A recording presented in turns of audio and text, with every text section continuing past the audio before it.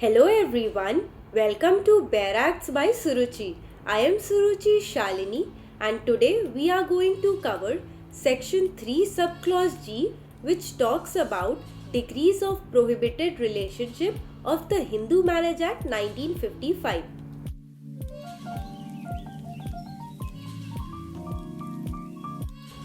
तो starting from part 1, section 3 sub clause जी में main 4 parts होते हैं।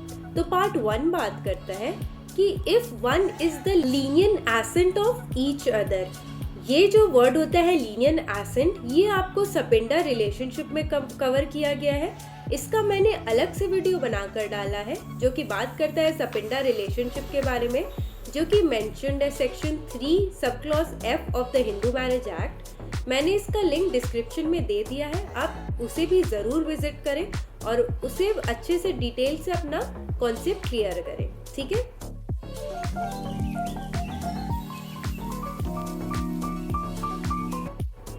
अब आता है सेक्शन 3 सब क्लॉज जी का पार्ट 2, जिसको कि हम लोग सिंपल वर्ड्स में समझे कि वो ये कहता है कि आप अपने स्टेप मॉम या फिर स्टेप डैड से शादी नहीं कर सकते हो, ठीक है। तो ये हुआ कि हिंदू मैरिज एक्ट के थ्रू आप अपने स्टेप मॉम या स्टेप डैड से शादी नहीं कर सकते हो, ठीक है।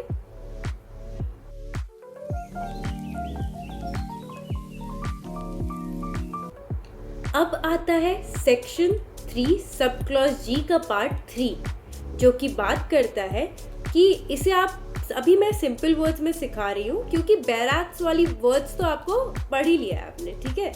तो मैं इसे सिंपल वर्ड्स में बता रही हूँ ताकि आपको एग्जाम में कभी भी कोई कंफ्यूजन ना आए आंसर लिखते वक्त। सेक्शन 3 सब क्लॉज जी पार्ट 3 बात करता है कि आप अपने भाई की वाइफ या बहन के हस्बैंड या फिर अपने दादा दादी के भाई की वाइफ या बहन के हस्बैंड से शादी नहीं कर सकते हो according to the Hindu Marriage Act 1955, ठीक है।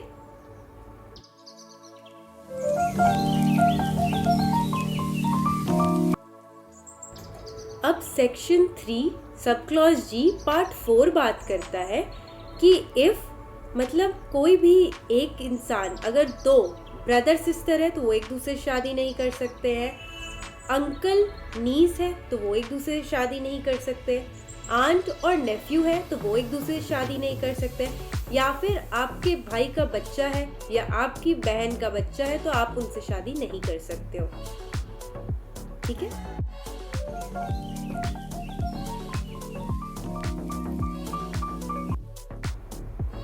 अब सेक्शन 3G पार्ट 4 में लिखा हुआ है एक्सप्लेनेशन में बेयर एक्ट्स में कि 3 और कंडीशंस होते हैं जिसके साथ आप रिलेशनशिप में नहीं रह सकते। इसका मतलब है आप शादी नहीं कर सकते हो। तो एक्सप्लेनेशन का पार्ट 1 ये बात करता है कि आप फुल ब्लड, हाफ ब्लड या फिर यूटेराइन ब्लड के साथ रिलेशनशिप में नहीं रह सकते हो। तो अब हम लोग ये जानेंगे कि ये फुल ब्लड, हाफ ब्लड और यूटेराइन ब्लड क्या होता है।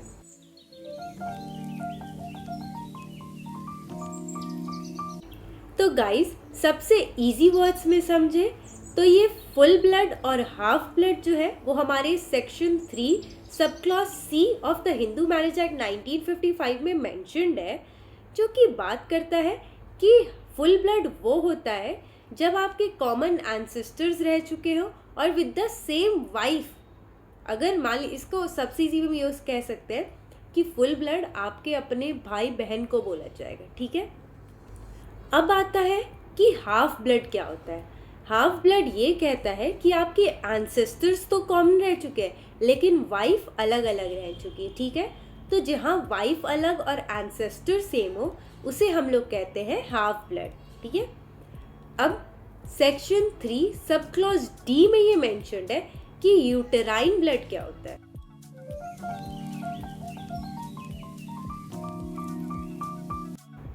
तो यूटेराइन ब्लड वो होता है जहाँ पर आप डिसेंडेंट्स हो कॉमन एंसेस्टर्स के, पर हस्बैंड्स अलग अलग हो, ठीक है। तो इसी से सेक्शन 3 सब क्लॉज सी और सेक्शन 3 सब क्लॉज डी भी हमने कवर कर लिया, जो कि बात करता है फुल ब्लड, हाफ ब्लड और यूटेराइन ब्लड के बारे में।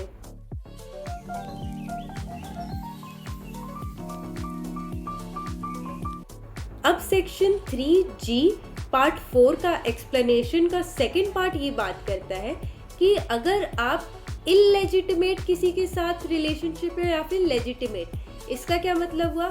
अगर आपका कोई इलेजिटिमेट भाई बहन है तो आप उनके साथ भी रिलेशनशिप में नहीं रह सकते हो, और अगर लेजिटिमेट है तो आप उसके साथ भी नहीं रह सकते हो। ठीक है।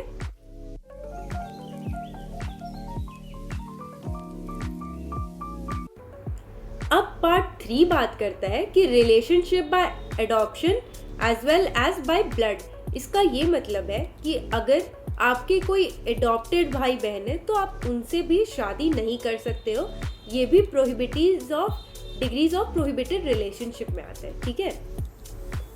तो इसी के साथ दोस्तों आज हमने section 3 sub clause G, sub clause C और सब क्लॉज D एकदम डिटेल में कवर कर लिया है। अगर आपको कोई भी डाउट हो तो आप मुझसे कमेंट सेक्शन में पूछ सकते हैं, और अगर आपको मेरी वीडियो पसंद आई हो तो इसे अपने फ्रेंड्स और फैमिली के साथ शेयर करें, क्योंकि गाइस नॉलेज शेयर करने से ही और बढ़ती है। और इसी तरह अगर आप चाहते हो कि आपके किसी स्पेसिफिक टॉपिक पर मैं वीडियो बनाऊं तो आप मुझे कमेंट सेक्शन पर रेकमेंड करें। मैं अपना अगला वीडियो आपके रेकमेंडेड टॉपिक पर ही बनाऊंगी। Thank you very much. Meet you in the next video. Bye bye.